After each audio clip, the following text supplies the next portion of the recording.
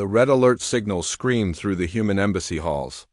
Jin Woo ran down the corridor, his formal diplomatic robes flowing behind him. Other staff members pressed themselves against the walls as he rushed past. Everyone knew what those alarms meant. Someone was in serious trouble. Jin-Woo burst into the communication center where Daeho was already waiting. The former soldier stood rigid, his face dark with anger. On the main screen, alien text scrolled in harsh, angular letters. The translation appeared below in human script. "They have So Young," Daeho said without looking away from the screen. His voice was calm, but Jinwoo could hear the fury underneath. The Vectari Empire captured her during the trade negotiations on Station 7. Jinwoo felt his stomach drop. So Young was one of their best diplomats. She had been working for months to secure a peace treaty with the Vectari.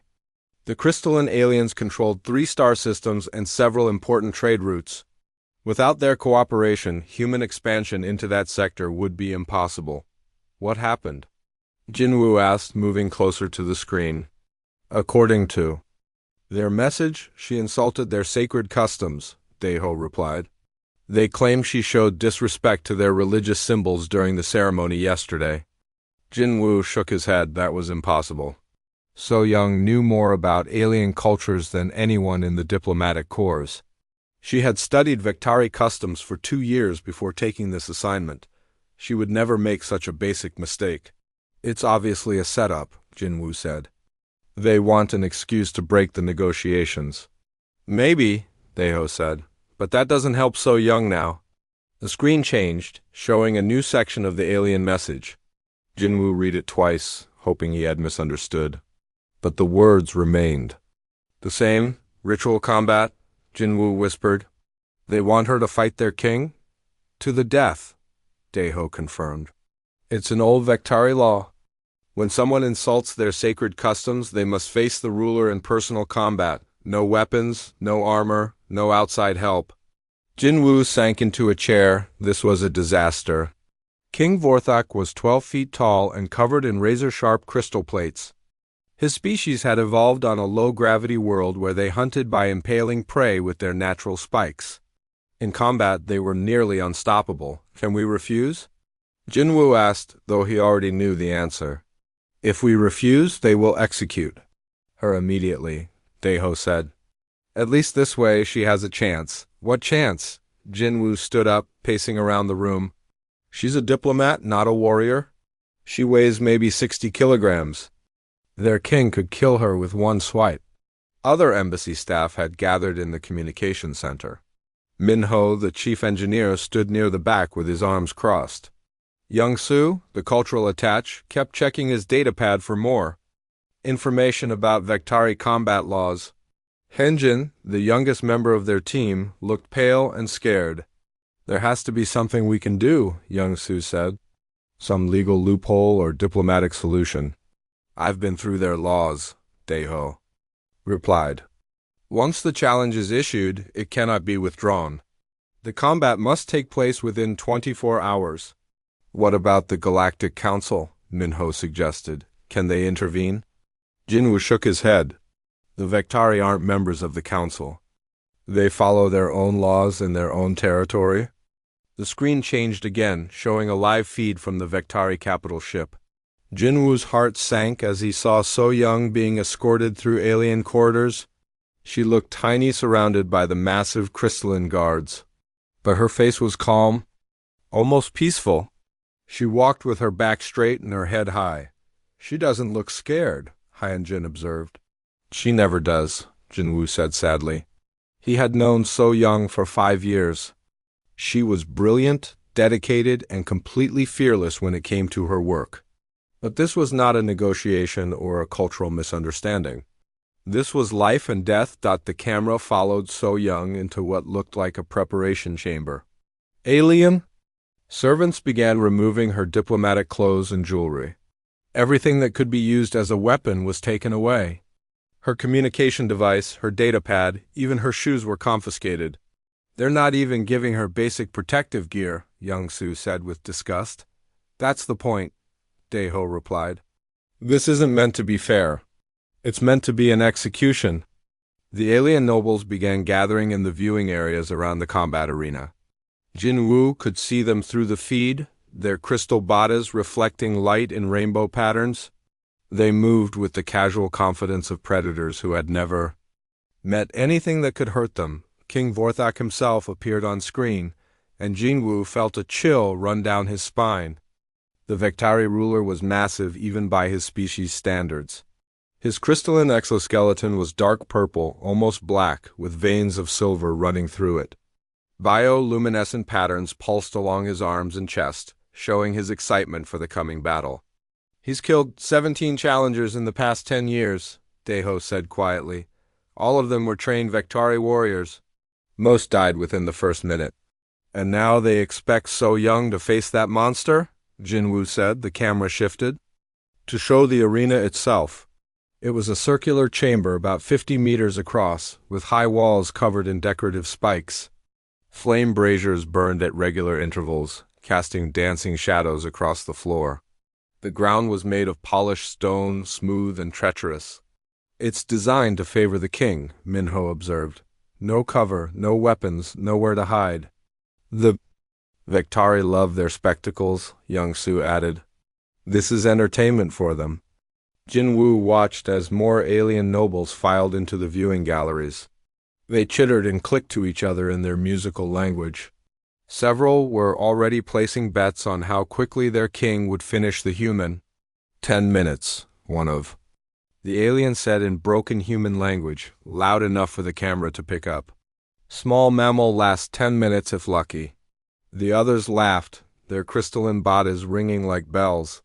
To them, this was just another amusing way to pass the time. They had no idea that they were about to witness something that would change their entire understanding of humans. The screen split to show both So Young and King Vorthok in their respective preparation areas. The contrast was stark. The king was having his crystal spikes sharpened and his bioelectric systems charged for maximum lethality. So Young sat quietly on a simple bench, her eyes closed as if meditating. "What is she doing?" Hanjin asked. Jin-Woo studied So Young's face on the screen. There was something different about her expression. The polite diplomat's mask was gone, replaced by something harder and more focused. "I don't know," Jinwoo admitted, "but I've never seen her look like that before." A countdown timer appeared on the screen. 15 minutes until the combat began. Around the arena, thousands of Vektari spectators took their seats. This was the biggest entertainment event their empire had seen in years. "Sir," Deho said carefully, "there's something you should know about So Young." "What do you mean?" "Her personnel file, the classified sections. I've seen them." Jinwoo turned to look at his military attach. "And? She wasn't always a diplomat," Deho said. "Before she joined the Corps, she had a very different life on Earth." The countdown continued. 10 minutes remaining. On screen, So Young opened her eyes and stood up. For just a moment, the camera caught her face in profile, and Jinwoo saw something that made his blood run cold. So Young was smiling. So Young walked toward the arena entrance, her bare feet silent on the cold metal floor. The Vektari guards towered over her, their crystal bodies clicking as they moved. They spoke to each other in their musical language, making jokes about the tiny human who thought she could fight their king. She ignored them completely. Her mind was elsewhere, traveling back through years she had tried to forget. The slums of Neo-Seoul had been a different world. While the upper city gleamed with technology and prosperity, the lower levels were ruled by gangs and violence. So Young had been born in Sector 12, where the sun never shone through the massive buildings above. Her parents died when she was 8, killed in a gang war over territory. After that, she learned to survive on her own.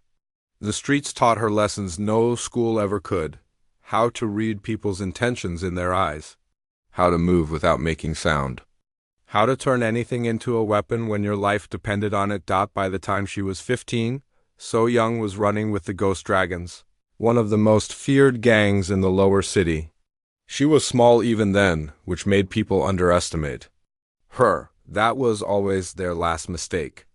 The Ghost Dragons controlled the underground fighting rings. Every night, people gathered in hidden warehouses to watch brutal combat for money and entertainment. So Young started as a scout, but soon she was in the ring herself. Her size and innocent appearance made her a crowd favorite. Gamblers loved betting against the tiny girl who looked like she belonged in school. Not in a deathmatch, she won her first fight in 30 seconds. Her opponent was a cyborg enhancement user twice her size. He came at her expecting an easy victory. Instead, she used his own momentum against him, sending him crashing into the electrified fence around the ring. The crowd went wild. For 3 years, So Young fought in those underground rings. She learned 17 different martial arts from masters who trained gang enforcers. She studied anatomy so she would know exactly where to strike for maximum damage. She practiced meditation to keep her mind calm during the most violent encounters. The other fighters called her Silent Death because she never spoke during combat and rarely made any sound when she struck. She developed her own fighting style that combined elements from ancient Korean martial arts with brutal street fighting techniques. During those years, she never lost a single match. She fought enhanced humans, alien immigrants, and even modified animals. Each victory taught her something new about combat and survival. She learned to read her opponent's weaknesses within seconds of seeing them move. Everything changed when she turned 18. During a particularly brutal fight, her opponent pulled out an illegal weapon. Instead of killing him in return, So Young chose to disable him and spare his life. That moment of mercy got her noticed by a government recruiter. The offer was simple. Use her skills for the good of humanity instead of just for survival. Train to become a diplomat instead of a killer. Help prevent wars instead of starting them. So Young accepted, but she never forgot the lessons the streets had taught her. The diplomatic academy tried to civilize her, to turn her into a proper representative of humanity. They succeeded on the surface. She learned languages, customs, and negotiation techniques. She became everything a diplomat should be, but underneath the polite exterior, the street fighter remained. Every negotiation was still a combat in her mind. Every alien species was a potential opponent to study and understand. Every diplomatic meeting was a chance to gather intelligence about weaknesses and strengths. Now, as she approached the arena entrance, all those old instincts came flooding back. The Vectari thought they were executing a soft diplomat. They had no idea they were about to face something their species had never encountered before. The arena doors opened, and bright light flooded in. So Young stepped forward into the massive circular chamber. The walls rose up around her like a canyon, covered in decorative spikes and burning braziers. The floor was polished stone, smooth and reflective. Above her, thousands of Vectari spectators filled the galleries. Their crystal bodies created a glittering rainbow as they moved and spoke. The sound of their voices echoed off the walls like wind chimes in a storm. So Young walked to the center of the arena and stopped. She turned slowly in a circle, her eyes cataloging every detail of her environment. The spacing between the wall spikes, the height of the braziers, the texture of the floor stones, the angles of light and shadow. In the old days, she would have done the same thing before every fight. Know your battlefield better than your opponent. Turn every environmental feature into a potential advantage. Find the weapons that others could not see. The crowd grew louder as King Vorthak emerged from the opposite entrance. He was even more massive than he had appeared on screen. His dark crystal exoskeleton reflected the arena lights, creating patterns of purple and silver across. His body, bioluminescent veins pulsed with energy. Preparing his natural weapons for combat. The king raised his arms above his head and roared. The sound echoed through the arena like breaking glass. It was a challenge cry that had terrorized enemies across 3 star systems. Most creatures who heard it either fled in panic or froze in terror. So Young did neither. She stood perfectly still, watching the king's display with the clinical interest of a predator studying prey. She noted how his bioluminescent patterns flared when he roared. She observed the slight delay between his neural commands and his physical movements. She analyzed the way his weight shifted as he prepared to attack. The Vectari nobles laughed and cheered. enjoying their king's intimidation display. Several called out betting odds in their musical language. Most were wagering on how many seconds the human would survive. In the diplomatic viewing box, Jinwoo watched with growing dread. Even knowing about So Young's hidden background, he could not imagine how she could possibly defeat the massive alien king. The size difference was simply too great, but Daeho was watching more carefully. He saw the way So Young moved, the way she held herself. He recognized the predatory stillness that meant a trained killer was analyzing their target. Jinwoo, Daeho said quietly, I think we may have underestimated our diplomat. What do you mean? Look at her stance. Look at how she's studying. That's not fear or desperation. That's a hunter deciding how to take down her prey. On the arena floor, a Vectari official stepped forward to announce the rules of combat. His voice boomed through speakers around the chamber, translated into various alien languages. The rules were simple. No weapons except what nature provided. No assistance from outside. Combat continues until one participant is dead. King Vorthek flexed his crystalline claws and activated his bioelectric systems. Sparks of energy danced between his fingers. His natural weapons were charged and ready for killing. So Young simply stood and waited. To the watching aliens, she looked small and helpless. They saw a soft mammal from a primitive world, about to be destroyed by their superior king. They could not see what Daeho was beginning to understand. This was not an execution. This was not even a fair fight. This was about to become a hunting demonstration by one of Earth's apex predators. The official raised his arm to signal the start of combat. The arena fell silent except for the crackling of the flame braziers. King Vorthek lowered himself into an attack position, his massive frame ready to spring forward and end this quickly. So Young closed her eyes for just a moment, and when she opened them again, the polite diplomat was completely gone. In her place stood something that had survived the most dangerous streets on Earth and never lost a single fight. The official's arm came down, and the combat began. King Vorthek's roar filled the arena like thunder. The sound was designed by millions of years of evolution to paralyze prey, to freeze enemies in place while death approached on crystalline claws. It had worked on countless battlefields across 3 star systems. So Young heard the roar and felt nothing. She had heard worse sounds in the fighting rings of Neo-Sol. Gang bosses with voice amplifiers, modified humans with sonic weapons, alien immigrants with natural intimidation calls. After surviving all of that, one more alien trying to scare her was almost boring. Instead of fear, she felt a familiar calm settling over her mind. Time seemed to slow down as her old combat instincts took control. This was the state she had learned to enter during her most dangerous fights, where every detail became crystal clear and every possible move played out. In her head, before it happened, the king charged forward with the speed of a falling avalanche. His massive form covered the distance between them in 3 long strides. His crystalline claws extended like spears, aimed directly at So Young's chest. The attack was designed to impale her and end the fight in seconds. Any normal human would have tried to dodge backward or to the side. That was what the king expected, what his attack was designed to counter. But So Young was not normal, and she had spent years learning to do the unexpected. Instead of retreating, she moved forward. The movement was so small and precise that most of the watching aliens missed it completely. So Young shifted her weight and rotated her body by just a few degrees. The killing stroke that should have pierced her heart instead passed harmlessly through empty air, but she did not stop there. As the king's momentum carried him past her, So Young struck. Her target was a specific point she had identified during her study of Vectari anatomy. Where the crystalline plates of the king's exoskeleton joined together, there was a small gap, protected only by softer tissue.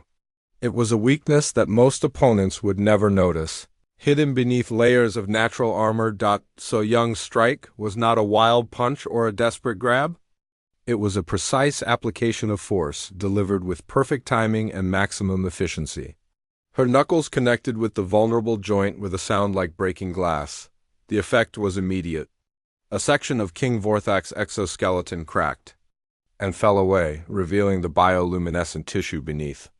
Bright blue blood leaked from the wound. The first time the king had been injured in single combat for over a decade, the arena fell completely silent.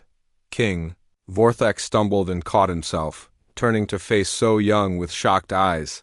He looked down at his wounded side, then back at the tiny human who had somehow penetrated his natural armor. The blue blood glowed against his dark, crystal skin. Visible to every spectator in the galleries above, So Young stood calmly a few meters away, her hands relaxed at her sides. She showed no sign of excitement or fear. Her voice carried clearly across the silent arena. On my world, we call this getting warmed up. The words hit the Vectari audience like a physical blow. Impossible. The small mammal from the primitive planet had actually hurt their invincible king.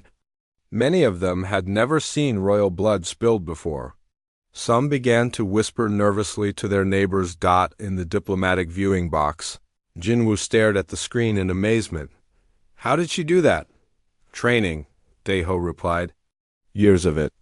She found his weakness in less than 30 seconds. King Vorthak's shock quickly turned to rage.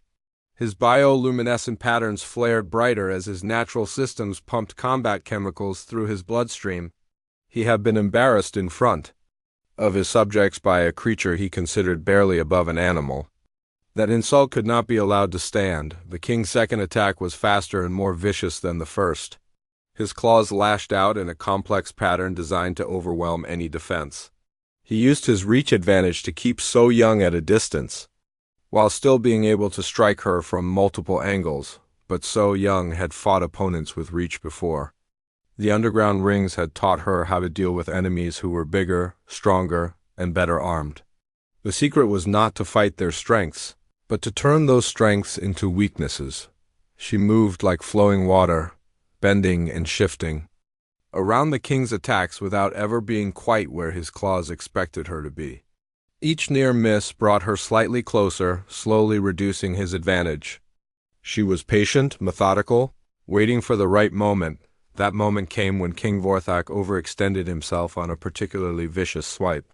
His balance shifted just enough to create an opening. So Young was through his guard in an instant. This time, her target was one of the bioluminescent veins that carried energy through his system. Her fingers found the pressure point with surgical precision.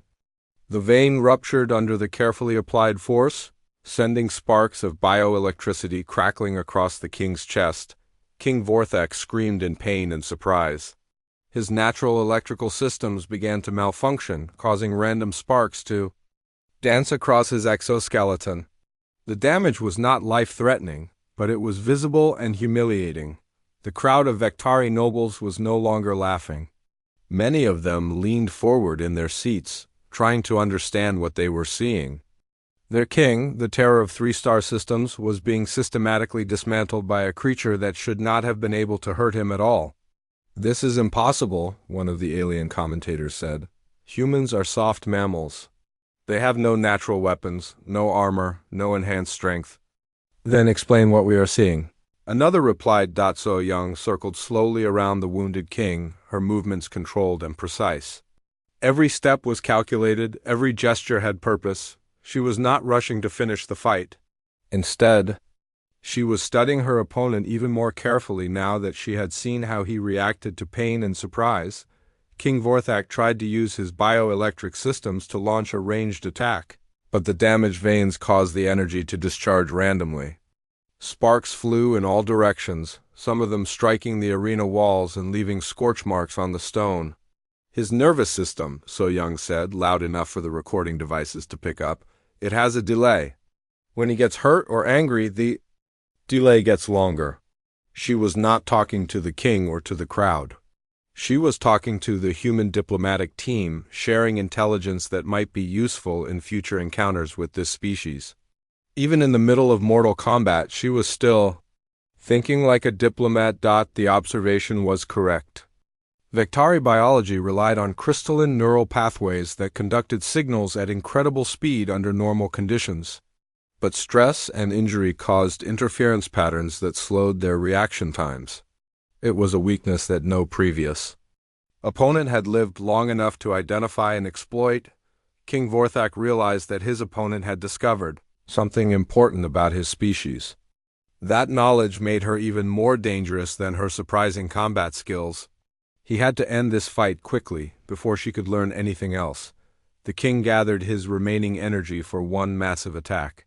His bioluminescent patterns flared to maximum brightness as he prepared to unleash everything he had left. The arena walls trembled from the power building up in his crystalline body. So Young saw the build-up and nodded slightly, as if she had been expecting exactly this response. She had fought desperate opponents before, enemies who tried to end everything with one overwhelming assault. They all made the same mistakes. When they were pushed to that point, they became predictable. The king's final attack would be devastating. If it connected, but So Young had no intention of letting it connect. She had already seen enough of his movement patterns to know exactly what he would do next. As King Vorthak prepared to unleash his ultimate technique, So Young smiled. It was not a diplomatic smile or a polite expression.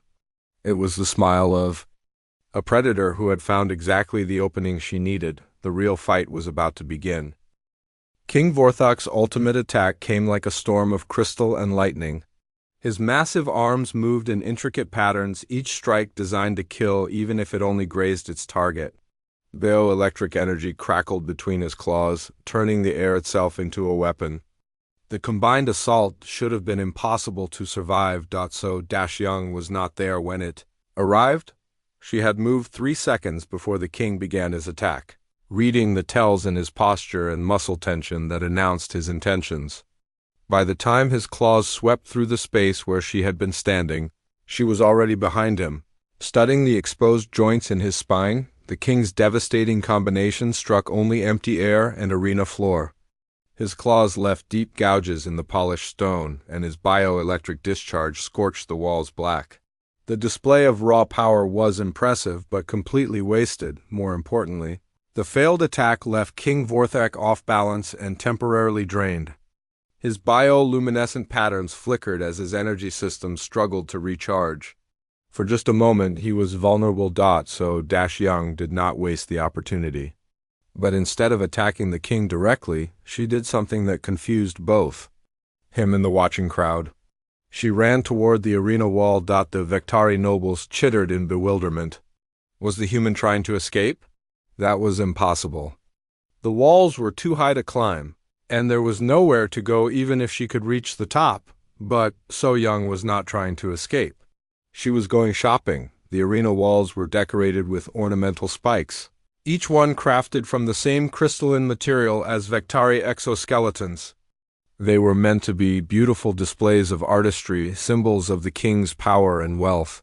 So Young saw them as a weapons rack. She reached the wall at full speed and leaped upward, using her momentum to scale the first few meters. Her fingers found handholds in the decorative carvings, and she pulled herself higher with the fluid grace of someone who had spent years climbing through the vertical slums of Neosol. King Vorthak roared in fury and charged after her, but his massive size worked against him.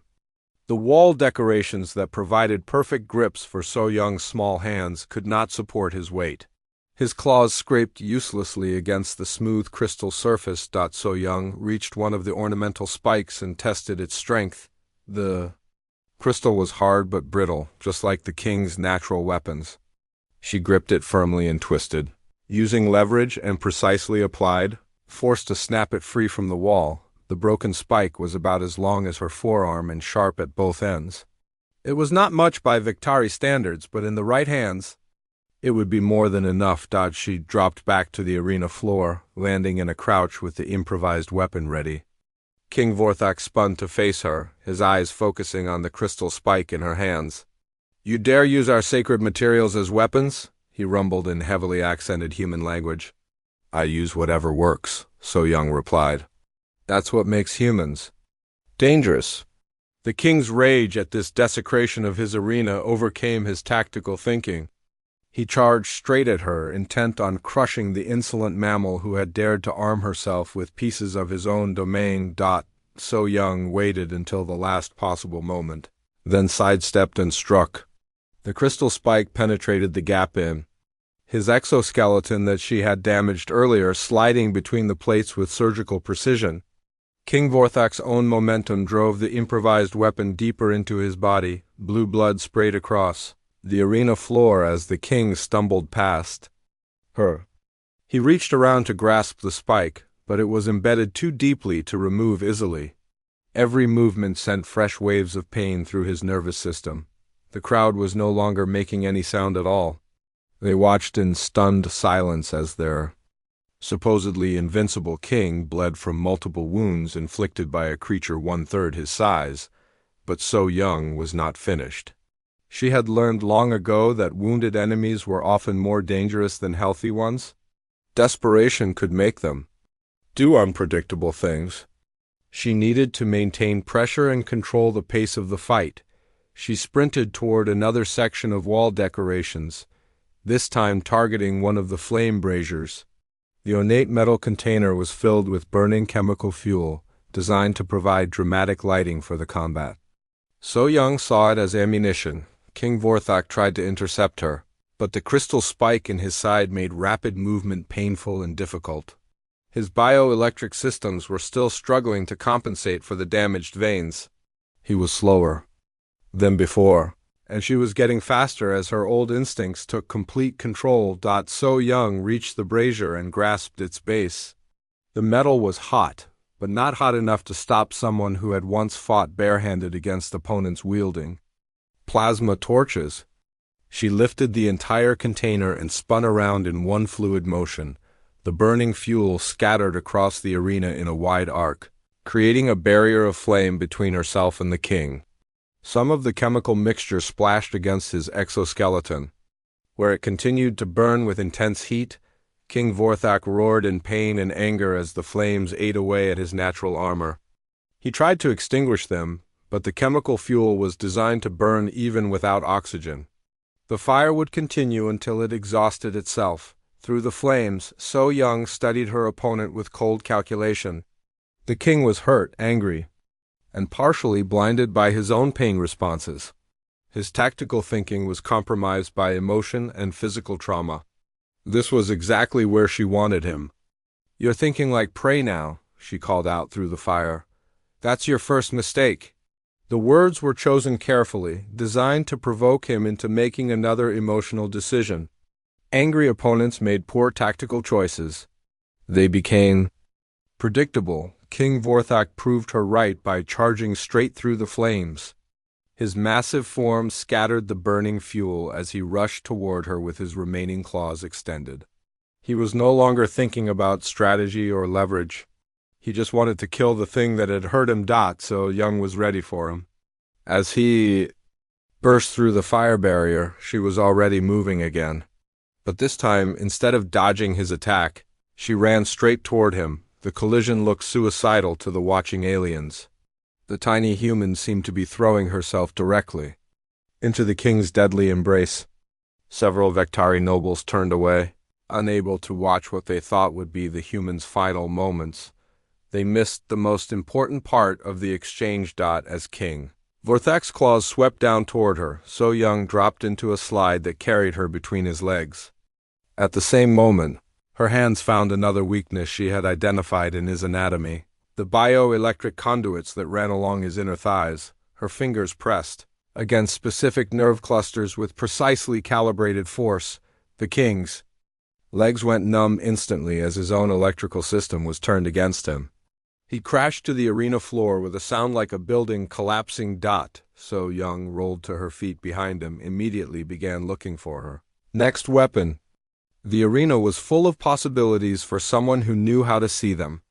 Broken pieces of crystal from the king's damaged exoskeleton, scattered flames that could be gathered and redirected, decorative elements that could be repurposed as tools of destruction. King Vorthak struggled to stand, but his legs were not responding properly. The nerve damage was temporary, but in a fight like this, even a few seconds of vulnerability could be fatal. So Young found what she was looking for. A shard of the king's own exoskeleton that had broken off during one of their earlier exchanges. She picked it up and tested its weight and balance. It was not perfect, but it would serve her purposes. She approached the fallen king from behind, moving with the patient steps of a predator closing in for the kill. King Vorthak sensed her approach and tried to turn around, but his damaged nervous system made coordination difficult. "This is how humans hunt," So Young said, her voice calm and educational. "We don't rely on size or strength. We use intelligence, adaptability, and patience. We turn our environment into our weapon. We make our enemies defeat themselves." She raised the crystal shard above her head, aiming for the precise spot that would sever his primary neural pathways. The fight was effectively over. All that remained was the execution, but then something unexpected happened. King Vorthak began to laugh. King Vorthak's laughter echoed through the arena like breaking crystal. It was not the sound of amusement or joy. It was the desperate laugh of a predator who had suddenly realized he was the prey, and was trying to convince himself otherwise. So Young paused with the crystal shard raised above her head. The king's reaction was interesting. Most opponents at this stage either begged for mercy or made final desperate attacks. Laughter was something new, and new responses required analysis before action. "You think you have won, little mammal?" King Vorthak gasped between his painful chuckles. "But you understand nothing about what you face. I am not just a king. I am the apex of Vectari evolution. We have conquered a dozen species across 3 star systems. And yet you're on the ground." "Bleeding?" So Young replied calmly. "Your apex evolution seems to have some flaws." The king's laughter stopped abruptly. His bioluminescent patterns flared with renewed anger, but So Young could see the fear underneath. He was talking because he was stalling, hoping his bioelectric systems would recover enough for one final attack. She decided to use that fear against him. "Your people evolved on a garden world," So Young said, beginning to circle the fallen king like a hunting cat. "Low gravity, mild weather, abundant food.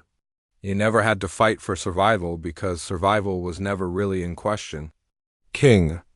Vorthak tried to push himself upright, but his damaged nervous system was still not responding properly. Blue blood continued to seep from his wounds, forming spreading pools on the arena floor. "My world is different," So Young continued, her voice carrying easily through the silent arena.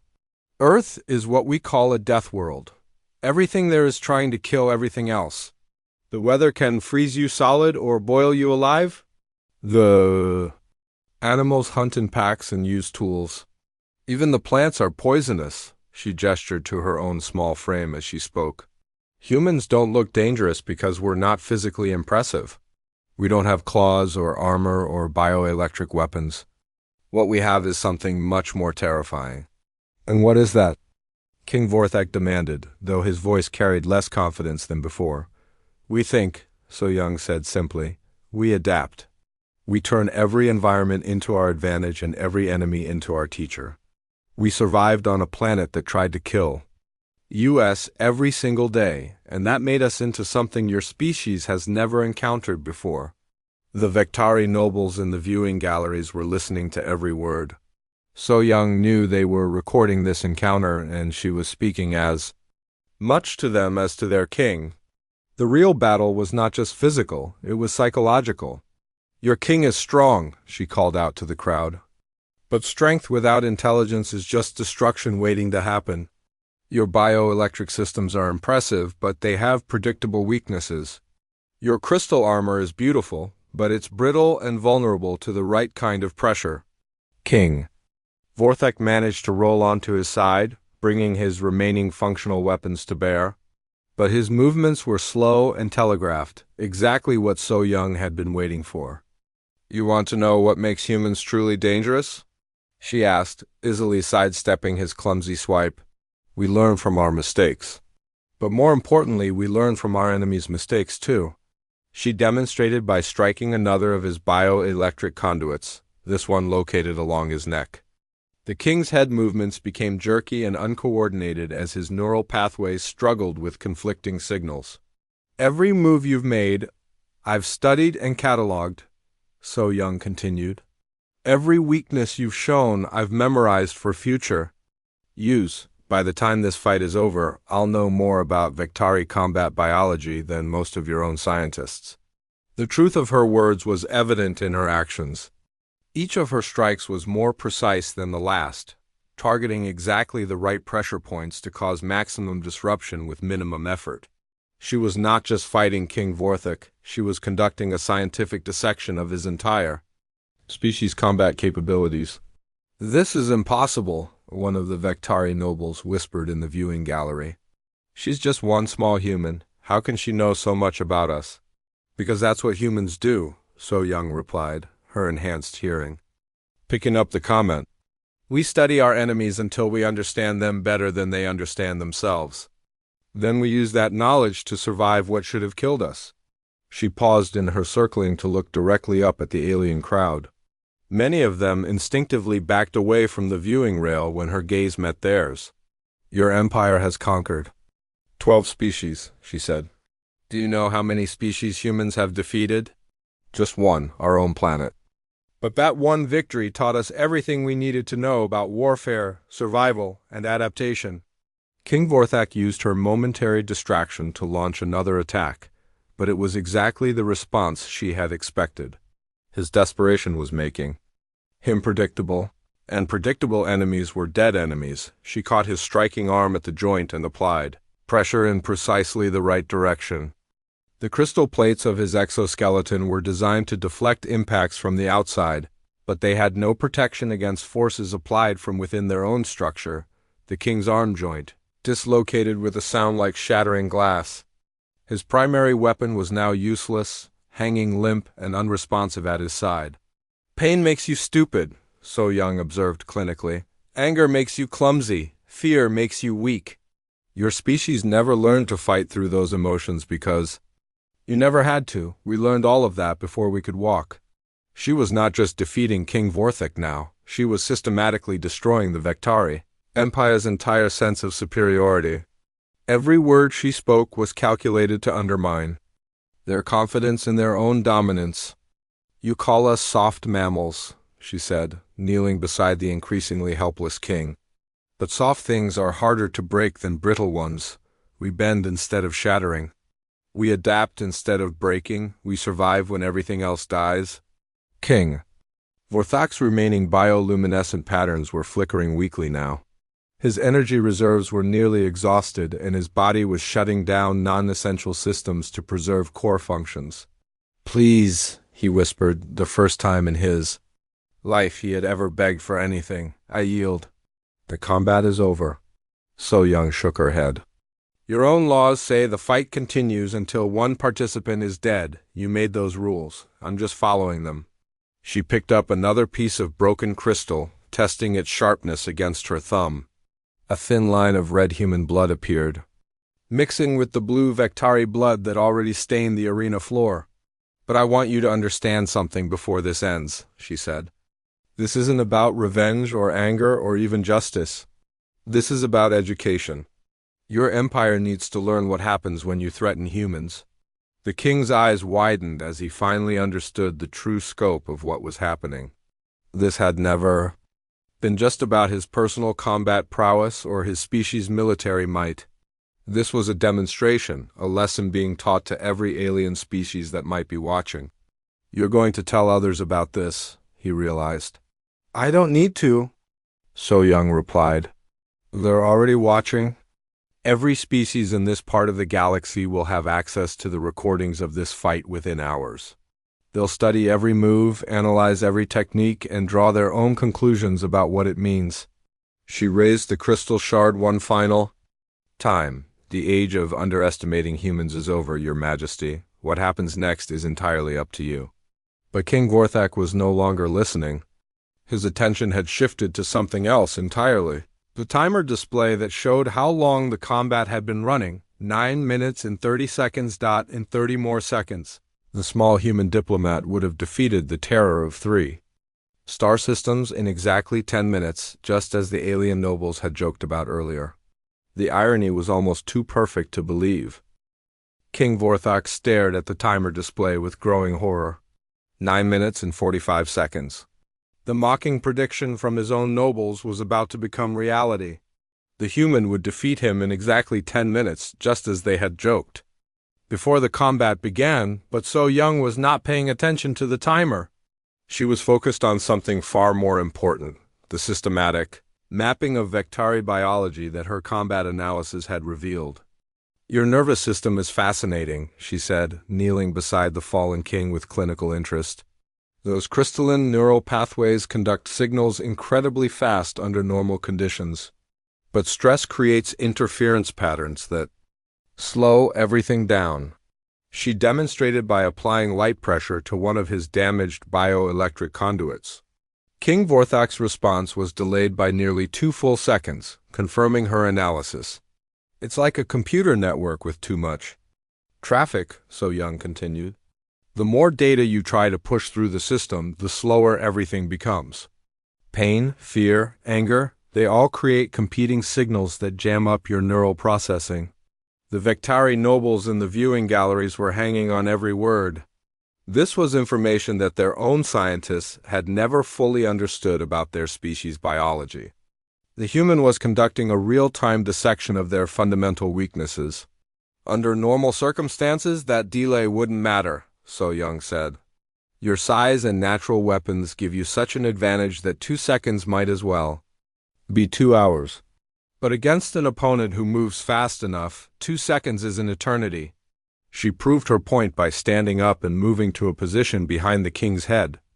King Vorthok saw her movement and tried to respond, but his damaged nervous system processed the visual input, analyzed the threat, and sent movement commands to his muscles with agonizing slowness. By the time his body began to react, So Young was already somewhere else entirely. "This is your species' fundamental flaw," she announced to the watching crowd. "You evolved as apex predators on a world where nothing could challenge you effectively. Your biology is optimized for overwhelming weaker opponents quickly and efficiently. But you never developed defenses against enemies who could match your speed or exploit your neurological weaknesses." King Vorthok struggled to follow her movements, but it was like trying to swat a fly while wearing thick gloves. Every action he attempted was slowed by the interference patterns in his damaged neural pathways. "Humans evolved differently," So Young continued, circling the king at a steady pace. "We're persistence hunters. We don't rely on overwhelming our prey quickly. We wear them down over time, learning their patterns and exploiting their weaknesses until they make the mistake that costs them everything." She paused directly in front of the king's face. "Close enough to touch but far enough away to avoid his increasingly sluggish attacks? Do you want to know the worst part?" she asked. "This weakness isn't unique to you. Every Vectari has the same neurological architecture. Every single member of your species can be defeated using exactly the same techniques I've used on you." The implications of her words sent a wave of fear through the alien audience. If one human diplomat could identify and exploit their species' fundamental weakness so easily, what would happen when human military analysts studied the recordings of this fight? "You're going to share this information," King Vorthok said, his voice thick with pain and the growing realization of what his defeat meant. "I don't need to share anything," So Young replied. "Your people are recording this encounter themselves. Every detail of your defeat is being preserved for future study. Human xenobiologists will analyze every second of this combat until they understand Vectari physiology better than your own doctors." She was right, and everyone in the arena knew it.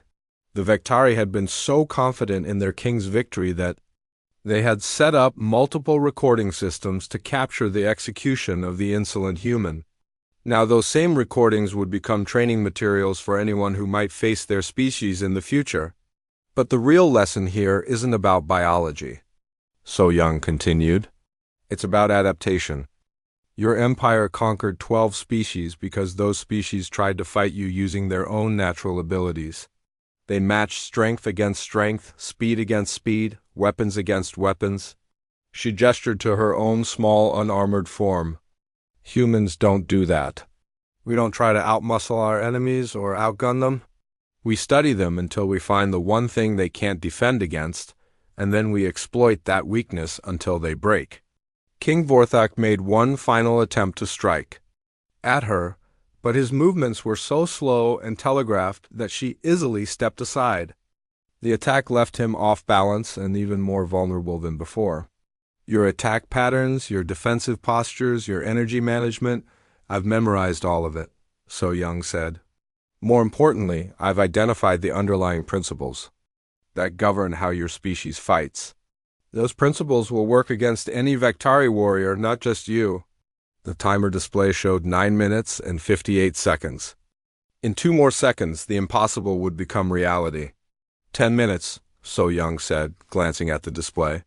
Just like your nobles predicted. Though I don't think this is quite what they had in mind. She picked up the crystal shard she had prepared earlier, testing its balance one final time. King Vorthak's eyes tracked the movement, but his body could not respond fast enough to defend himself. Any last words, Your Majesty? So Young asked. King Vorthak stared up at her with a mixture of pain, fear, and something that might have been. Respect how? He whispered. How did you learn so much about us so quickly? Because that's what humans do, So Young replied. We learn, we adapt, we survive, and we remember everything that tries to kill us. The timer reached exactly 10 minutes in the viewing galleries. Several Vectari nobles were already making hasty calls to military commanders and government officials. The implications of what they had witnessed were staggering. If the humans could defeat their greatest warrior so easily, what did that mean for the balance of power in this sector of the galaxy? Your empire built its strength on the fear you inspired in other species, So Young said, raising the crystal shard to the precise angle needed to sever King Vorthak's primary neural cluster. But fear only works when your enemies don't understand what they're really facing. She paused, looking up at the crowd of alien spectators. Now they understand. And understanding is the death of fear. King Vorthak closed his eyes, accepting what was about to happen. His great strength, his natural weapons, his bioelectric systems, none of it had been enough against an enemy who thought faster than he could react. The age of Vectari dominance is over, So Young said quietly.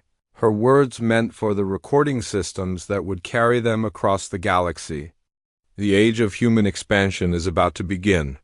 The crystal shard descended with surgical precision, aimed at the exact spot that would end King Vorthak's life instantly and painlessly. It was the final move in a combat that had lasted exactly 10 minutes, just as predicted, but as the weapon fell toward its target, So Young made a decision that would change everything. The crystal shard stopped just millimeters from King Vorthak's throat. So Young held it there, perfectly steady, while the timer display clicked over to 10 minutes and 1 second. The arena was completely silent. Even the flame braziers seemed to burn more quietly, as if the fire itself was holding its breath. Thousands of Vectari spectators stared down at the impossible scene, their invincible king lying helpless beneath, a tiny human who had defeated him in exactly the time frame they had mocked. Interesting, So Young said, studying the king's terrified eyes. You're not begging for mercy. Most opponents do at this point. King Vorthak's bioluminescent patterns had faded to almost nothing. His massive frame was still conserving what little energy remained in his damaged systems. When he spoke, his voice was barely above a whisper. Begging would be undignified, he managed. If you are going to kill me, then do it. But do not insult me with false mercy. So Young tilted her head slightly, considering his words. False mercy? That's an interesting phrase. What makes you think any mercy would be false? Because you are human, the king replied with effort. Your species is known for deception, for saying one thing and meaning another. You pretend to be civilized, but you are killers underneath. You're right about one thing, So Young said. We are killers, but you're wrong about the rest. She shifted her grip on the crystal shard, adjusting its angle. King Vorthak tensed, expecting the final strike. But instead, So Young did something completely unexpected. She drove the shard deep into the arena floor beside his head, embedding it in the stone with enough force to crack the polished surface. Mercy isn't false just because it comes from someone who could have chosen otherwise, she said, straightening up. Real mercy is precisely that, a choice made by someone with the power to do harm who decides not to use it. The king stared at her in confusion. You are not going to kill me? I've already killed you, So Young replied. Just not in the way you expected. She gestured toward the viewing galleries where Vektari nobles were frantically speaking into communication devices. Look around you. Your people are calling their military commanders, their government officials, their colonial administrators.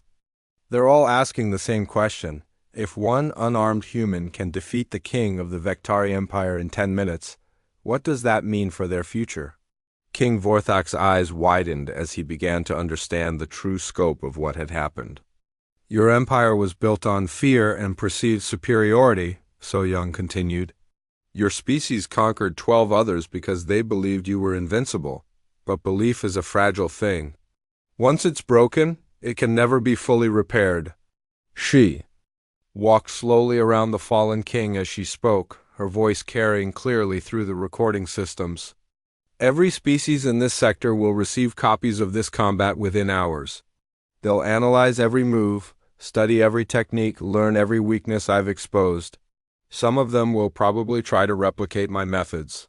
The implications were staggering. The Vektari had maintained their empire through military dominance and psychological intimidation. If their enemies no longer feared them, how long could their control last? But that's not the real damage, So Young said, stopping beside King Vorthok's head. The real damage is what this does to your own people's confidence. How many Vektari warriors will hesitate in future battles, wondering if their opponents have studied this fight?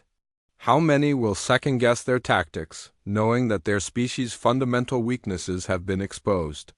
She was conducting psychological warfare on a galactic scale. The defeat of one king would ripple outward, undermining Vektari confidence throughout their empire. You could have killed me, King Vorthok said slowly. Why didn't you? Because dead martyrs are more dangerous than living examples, So Young replied. If I kill you, you become a symbol for your people to rally around. You become the noble king who died fighting the treacherous humans. She knelt beside him again, her voice dropping to a more conversational tone. But if I let you live, you become something much more valuable. Proof that humans can defeat Vektari whenever we choose. Teal. You become a living reminder that your species' dominance was always an illusion. The king's bioluminescent patterns flickered with what might have been shame or anger or fear. It was impossible to tell which emotion dominated. This was never about ritual combat, he realized. This was about sending a message. Now you're beginning to understand, So Young said. Your people demanded this fight because they wanted to make an example of human weakness. Instead, they gave me a platform to demonstrate human strength to the entire galaxy. She stood up and addressed the crowd directly. Let me be clear about what you've witnessed today. This was not a lucky victory or a fluke. This was a systematic demonstration of how humans approach conflict. We study, we adapt, we exploit weaknesses, and we win. The Vektari nobles in the galleries were no longer the confident predators who had gathered to watch an execution. Many of them looked frightened or uncertain. Some were already leaving, rushing to carry news of what they had seen to other parts of the empire. Your empire has 3 choices now, So Young announced. You can continue to treat humans as enemies, in which case we will systematically dismantle your military forces using the techniques you've seen here today. You can ignore us and hope we go away, in which case we will expand into your territory. Whether you like it or not. She paused, letting the weight of those options sink in. Or you can negotiate with us as equals, recognizing that the balance of power in this sector has permanently changed. King Vorthok struggled to push himself up into a sitting position. His movements were still slow and unsteady, but some feeling was returning to his damaged limbs. And if we choose negotiation, he asked, then you get to keep most of your empire, So Young said. Humans are not conquerors by nature. We prefer trade and cooperation to warfare. But we will defend ourselves, and we will expand, and we will not be stopped by threats or intimidation. She gestured to the crystal shard embedded in the arena floor. That could have been your neck. Remember that the next time you consider threatening human interests. The timer display now showed 12 minutes and counting. The ritual combat was officially over, but the real consequences were just beginning. I need medical attention, King Vorthak said, looking down at his wounds. You'll get it, So Young assured him. But first, I want you to stand up and walk out of this arena under your own power. Show your people that you survived this encounter. Show them that humans can choose mercy even when we have every right to choose otherwise. It was a carefully calculated psychological move. A king who died heroically in combat could inspire his people to seek revenge. But a king who lived through defeat, who was shown mercy by his enemies, would carry a very different message. King Vorthak understood the game she was playing, but he had no choice but to participate. With great effort, he began to pull himself upright, using the arena walls for support. As he struggled to stand, So Young turned to face the viewing galleries one final time. And the message I want you to take from this is simple, she called out. Humans are not your enemies by choice. We can be your partners, your allies, your trading partners. But if you insist on treating us as threats to be eliminated, you will discover that we are very, very good at elimination. King Vorthak finally managed to stand, though he swayed unsteadily on his feet. Blue blood still dripped from his wounds, and his bioluminescent patterns were barely visible. But he was upright and breathing. The 10-minute prediction was wrong? So Young said with a slight smile. It took 12 minutes for this fight to end. I suppose your nobles need to work on their accuracy. The irony was not lost on anyone. The Vektari had predicted their king would need 10 minutes to execute the human diplomat. Instead, it had taken 12 minutes for the human to completely defeat their most powerful warrior and choose to spare his life. As King Vorthak began his slow, painful walk toward the arena exit, So Young called out one final message. Your Majesty. When you meet with your advisors to discuss what happened here today, remember this: everything I did to you I learned from fighting other humans. If you think one diplomat is dangerous, imagine what a trained human soldier could accomplish. The king paused in his walking but did not turn around. The threat was clear, and so was the opportunity for a different kind of future. The age of unquestioned Vektari dominance was over. What came next would depend on the choices made in the hours and days following this unprecedented combat. But one thing was certain: the galaxy would never underestimate humans again. The silence in the arena stretched for long moments after King Vorthak's painful exit. So Young stood alone in the center of the blood-stained floor, surrounded by the debris of combat, broken crystal shards, scattered flame, and the shattered remains of Vektari invincibility. In the diplomatic viewing box, Jinwoo finally found his voice. My God, he whispered, she actually did it. Daeho was already on his communication device, speaking rapidly to human military command. Yes, sir, complete victory. No, she's uninjured. Yes, we have full recordings. Sir, respectfully, you need to see this footage immediately. Young-soo was frantically taking notes on his datapad, trying to capture every detail of what they had witnessed. Hanjin still looked pale and shocked, but he was recording everything with the dedication of someone who knew they were documenting history. Minho shook his head in amazement. 12 minutes. She defeated their most powerful warrior in 12 minutes. She did more than that, Jinwoo said quietly. She just changed the balance of power in this entire sector of the galaxy. On the arena floor, So Young began walking toward the diplomatic exit. Her movements were calm and unhurried, as if she had just finished a routine negotiation instead of mortal combat. But her eyes constantly scanned her surroundings, still alert for any potential threats. The Vektari nobles in the galleries watched her approach with a mixture of fear, respect, and uncertainty. Many of them had never seen a human up close before this encounter.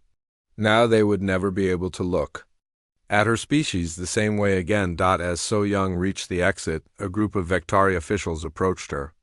Their crystal bodies reflected the arena lights nervously. and their bioluminescent patterns showed the subdued colors of submission or uncertainty. Ambassador So Young, their leader said in careful human language, we must discuss the implications of what has occurred here. Of course, So Young replied politely. I assume you'll want to arrange medical care for your king first? His wounds are not life-threatening, but they will require attention. The casual way she discussed the king's injuries, wounds she had inflicted, sent another psychological message. She was not gloating over her victory or threatening further violence. She was simply stating facts like a doctor discussing a patient's condition. Yes, medical care will be arranged, the official said. But we also need to discuss the future. The relationship between our species, the status of our territories and agreements. I'm always happy to discuss diplomatic solutions, So Young said. Shall we adjourn to a proper conference room? I find that civilized negotiations work better when everyone is comfortable in sitting down. The Vectari officials exchanged glances. The human was offering to negotiate as if nothing unusual had happened. As if she had not just systematically destroyed their military prestige and exposed their species' fundamental weaknesses to the galaxy. Meanwhile, throughout Vectari space, emergency communications were flying between military commanders, government officials, and colonial administrators. The recordings of the combat were already spreading through alien communication networks at the speed of light on the Vectari homeworld. The Council of Crystals convened an emergency session. Ancient advisors who had guided the Empire for centuries struggled to understand what they had witnessed. It's impossible, declared High Counselor Zethan, his crystalline form glowing with agitation. One primitive mammal cannot defeat our greatest. Warrior, the recordings don't lie, replied Military Coordinator Vex High. She exploited weaknesses in our neural architecture that we didn't even know existed. Then we must suppress the recordings, suggested another counselor. Keep this information from spreading to other species. It's too late for that, Vex High sighed grimly.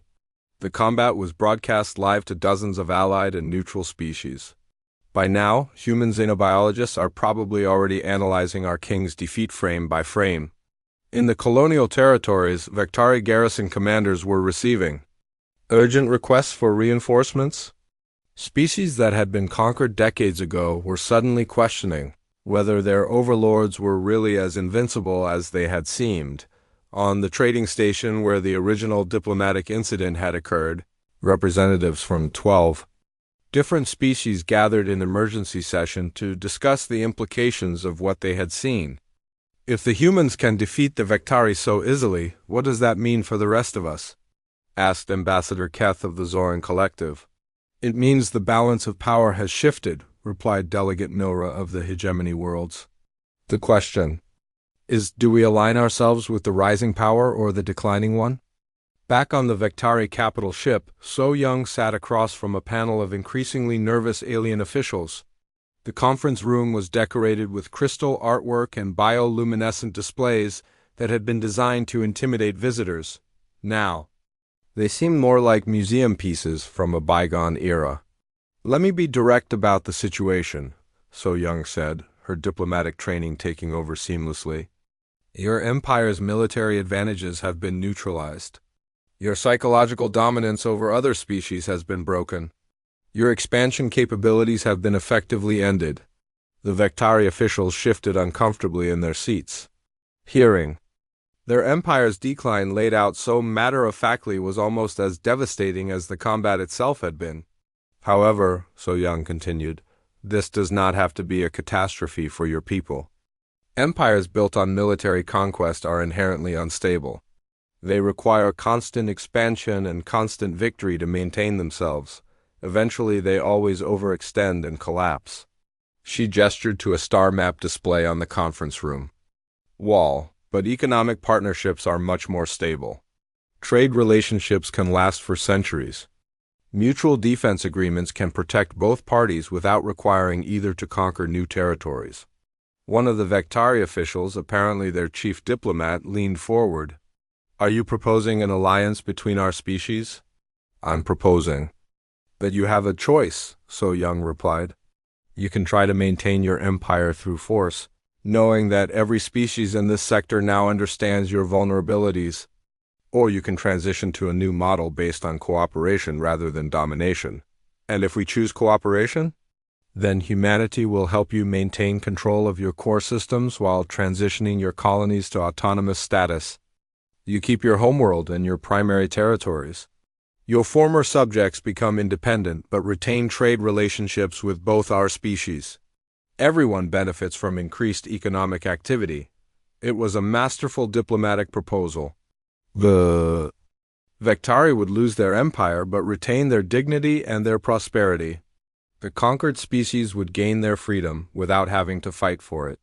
Humanity would gain new trading partners and expanded territory without having to conquer anyone. And if we refuse? The diplomat asked. So Young's expression didn't change, but somehow the temperature in the room seemed to drop several degrees. Then you can explain to your people why you chose to maintain a failing empire instead of securing their future prosperity. The message was clear without being threatening.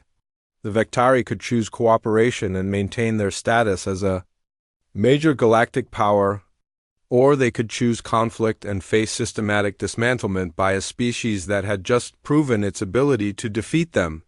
Over the following days, the consequences of the 10-minute combat rippled outward through the galaxy. 3 Vectari colonies declared independence within hours of seeing the recordings. 2 allied species formally requested human diplomatic contact for the first time. The Galactic Trade Council emergency session to discuss the Vectari situation and its implications for interstellar commerce. King Vorthak, recovering from his wounds in the Royal Medical Facility, received a steady stream of reports about his empire's crumbling authority. Each update confirmed what he had realized during those final moments in the arena. The age of Vectari dominance was over, but he also received other reports. Economic projections showing increased trade revenues under the proposed human partnership. Military analyses suggesting that cooperation with humanity would actually strengthen Vectari security against external threats. Diplomatic assessments indicating that the transition could be managed without significant social disruption. Perhaps defeat was not the same as destruction after all. 6 months later, Jae-min, the war correspondent, filed his final report on what had become known as the 10-minute war. Today marks the formal signing of the Vectari-Human Cooperation Treaty, ending 6 months of intensive negotiations that began with a single combat in an alien arena. The former Vectari Empire has been transformed into the Vectari Republic, maintaining control of their core systems while granting independence to their former colonies. Trade between human and Vectari territories has increased by 400%. Former Vectari subjects have established their own governments while maintaining economic ties to both species. Military conflicts in this sector of the galaxy have dropped to their lowest levels in 2 centuries. But perhaps the most significant change is not economic or political, but psychological. The galaxy's understanding of humanity has been permanently altered. We are no longer seen as primitive mammals from a backward world. We are recognized as a species capable of defeating any enemy through intelligence, adaptability, and determina.